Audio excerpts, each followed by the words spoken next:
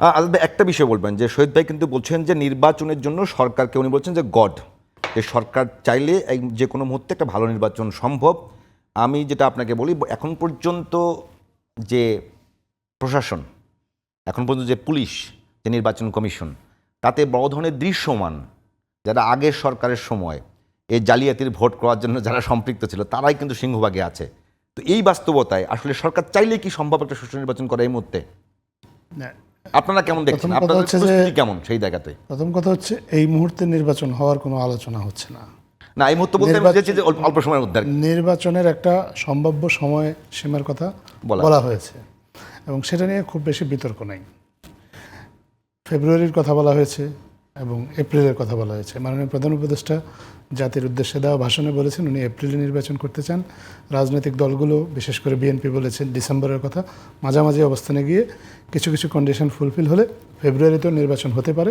এটা মাননীয় প্রধান উপদেষ্টার সাথে বিএনপি চেয়ারম্যানের বৈঠকের পরে একটা যৌথ ঘোষণায় বলা হয়েছে। গতকালও জামায়াতে ইসলামী, বিএনপির পরেই আমরা যদি বড় রাজনৈতিক দল কথা বলি তারা থাকবে, তারা বলেছে ফেব্রুয়ারিতে নির্বাচন হলে তাদের কোনো সময় অসুবিধা নেই। এখন ফেব্রুয়ারিকে মাথায় রেখেই হয়তো নির্বাচনের জন্য প্রস্তুতি নেওয়া হচ্ছে আপনার, এবং সেটা নিয়ে কারো মধ্যে কোনো দ্বিধাদ্বন্দ্ব বা বড় কোনো বিতর্ক আছে বলে আমার মনে হয় না। যেইটা শহীদ ভাই বললেন, সংস্কার কমিশনে পিআর পদ্ধতি নিয়ে আলোচনা হচ্ছে। পিআর পদ্ধতি নিয়ে যদি ঐক্যমত্য হয় একটা নির্দিষ্ট সময় পর্যন্ত তো ঐক্যমত্য কমিশন দেখবে, কারণ সবার দাবি দেওয়ার কথাই তো সরকারকে শুনতে হবে। শোনার পর যদি ঐক্যমত্য সম্ভব হয় ভালো, ঐক্যমত্য না হলে যার যার এজেন্ডা নিয়ে আসে জনগণের কাছে যাবেন। তারা জনগণ যদি তাদেরকে ভোট দেন তাহলে তারা তাদের রাজনৈতিক যে ইচ্ছা বা রাজনৈতিক যে ইস্যুগুলো আছে সেগুলো তারা বাস্তবায়ন করবেন। এটা খুব পরিষ্কার একটা হিসাব। এটা নিয়ে খুব দীর্ঘ সময় ধরে অপেক্ষাও করবে না। আবার একটা নির্দিষ্ট সময় পর্যন্ত যদি ঐক্যমত্য কমিশনে রাজনৈতিক দলগুলোকে তাদের কথা বলার সুযোগও না দেওয়া হয় তাহলে তাদের উপর একটা জিনিস চাপিয়ে দেওয়ার মতো হয়ে যায় বিষয়টা। সেটা না করে সবার সাথে আলোচনা করে, সবগুলো রাজনৈতিক দলই কিন্তু 30টার মতো রাজনৈতিক দল এই ঐক্যমত্য কমিশনের আলোচনায় অংশ নিচ্ছে এবং আপনার 90টার মতো বিষয়ে ঐক্যমত্য হয়েছে, এটা আগেই হয়ে গিয়েছে।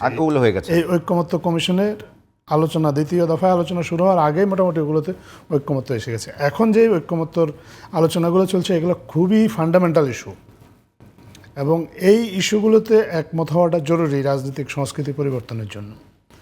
এবং আমরা এগুলোতে জরুরি, ওগুলোতে না হলেও চলতো না, ওগুলোও প্রয়োজন, কিন্তু এইগুলোতে যেহেতু বিরোধের একটা জায়গা আছে, মত ভিন্নতা আছে, এগুলোতে ঐক্যমত্য হলে ভবিষ্যতে অনেক সংকট এড়ানো সম্ভব হবে। সেই চিন্তা থেকে এই বিষয়গুলোতে ঐক্যমত্যের একটা চেষ্টা করা হচ্ছে এবং আমরা যথেষ্ট আশাবাদী এই কারণে যে অনেকগুলো বিষয়ে কিন্তু অলরেডি ঐক্যমত্য হয়েছে। এই মৌলিক বিষয়ে প্রধানমন্ত্রীর ক্ষমতা, রাষ্ট্রপতির নির্বাচন পদ্ধতি, আদালতের বিকেন্দ্রীকরণ, সংবিধানের 70 অনুচ্ছেদ ইত্যাদি অনেকগুলো বিষয়ে আপনার ঐক্যমত্য এসেছে। পিআর সিস্টেমের বিষয়েও আমার ধারণা একটা ঐক্যমত্য হয়ে যাবে, এটা আমার বিশ্বাস থেকে আমি বলছি। আর যদি না হয় তাহলে তো বললামই কী হবে। তো এই ঐক্যমত্যগুলো হয়ে গেলে তারপরে রাজনৈতিক দলগুলো যার যার নির্বাচনী প্রস্তুতিটা শুরু করে দিতে পারবে। নির্বাচনের তফসিল হয়তো নির্বাচনের অল্প কিছুদিন আগে ঘোষণা হয়, কিন্তু বাংলাদেশের মতো দেশের নির্বাচনের প্রস্তুতি কিন্তু দীর্ঘ সময় ধরেই চলে। আপনি জনগণের কাছে যাবেন, মানুষের জনসংযোগ করবেন, তারপরে একটা নির্দিষ্ট সময় এসে আইন মেনে নির্বাচনের প্রচারের জন্য একটা সুযোগ দেওয়া হয় প্রত্যেকের ক্যান্ডিডেটকে, তখন প্রসিডিউরটা ভিন্ন থাকে।